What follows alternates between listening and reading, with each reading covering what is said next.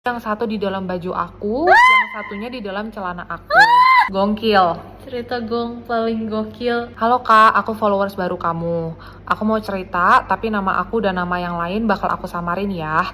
Nama aku jadi Alika aja kak. Jadi aku itu punya sepupu cowok, namanya Kenzo. Dia itu lebih tua dari aku 8 tahun. Kejadian ini aku alamin waktu SD ya, masih umur 11 tahun.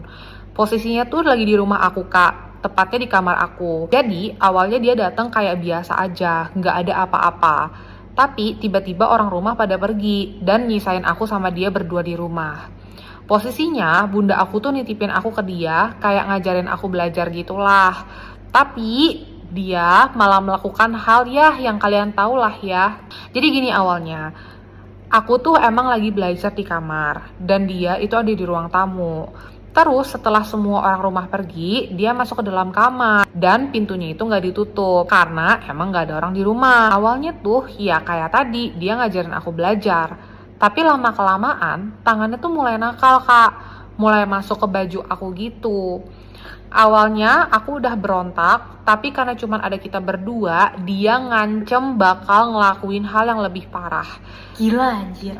Jadi aku diemin tuh kak, tapi lama-kelamaan tangannya jadinya makin nakal. Jadi yang satu di dalam baju aku, yang satunya di dalam celana aku. Sedih banget. Paham kan kak? Di situ aku berontak lagi, karena emang gak bohong itu geli banget. Tapi dia malah ngancam lagi dan masukin 2 jarinya ke area itu aku. Gila ya, gila ya. Di situ aku nggak bisa ngelakuin apa-apa kak, aku cuma bisa ngeberontak dan ngerasain geli yang emang segeli itu. Akhirnya setelah dia ngelakuin itu sekitar 2 jam. 2 jam anjing, Gila. gak masuk akal coy, 2 jam. Aku ngerasa ada yang aneh dari tubuh aku kak, kayak merinding sejadi-jadinya dan aku akhirnya kelepasan mengucap gitu, jadi dia mendesah. Dan setelah itu ada yang keluar dari area itu, yang aku juga nggak tahu apa posisinya, Ini tapi aku sudah umur haid berapa? ya kak, 11 tahun. 11 tahun ya guys. Iya. 11 tahun. Gila. Nah setelah itu dia minta aku buat emut itunya dia, tapi aku tolak dong karena ya buat apa. Tapi gitu dia balik ngancem lagi. Akhirnya aku bilang kalau emut nggak mau, tapi kalau garukin ya udah nggak apa-apa, karena dia bilang itunya gatel. Ya Tuhan, ya Tuhan.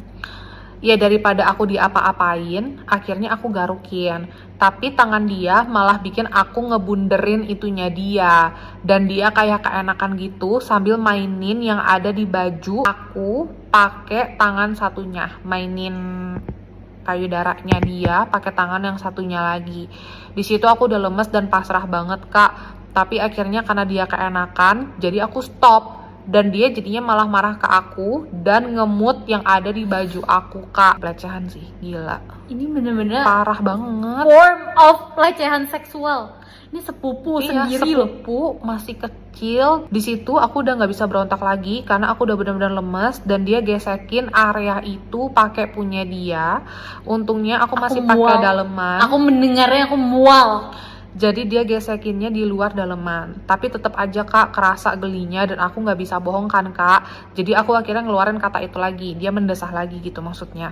Dan dia tiba-tiba ke kamar. Abis itu kayak mendesah memanggil nama aku. By the way keluarga aku yang tahu hanya beberapa aja kak. Orang tuaku pun nggak aku kasih tahu karena aku takut. Oke segitu aja kak. Makasih ya udah bacain cerita aku. 2 jam aku digituin Iya. aku mati sih menurutku sih. Menurut aku kamu tetap juga harus cerita ke orang tua kamu supaya orang tua kamu bisa untuk membawa kamu nggak bertemu dia lagi sih. Usahakan untuk tidak ada di posisi yang kamu cuma berdua. Misalnya kalau keluarga kamu pergi, kamu ikut pergi. Di dunia sekarang itu udah nggak bisa naif deh. Semua orang berpotensi melakukan hal kejahatan termasuk keluarga. Bila kalian orang tua, jaga anak kalian dengan sebaik mungkin guys. But anyway, Salika terima kasih sudah sharing ke kita. Terima kasih Alika.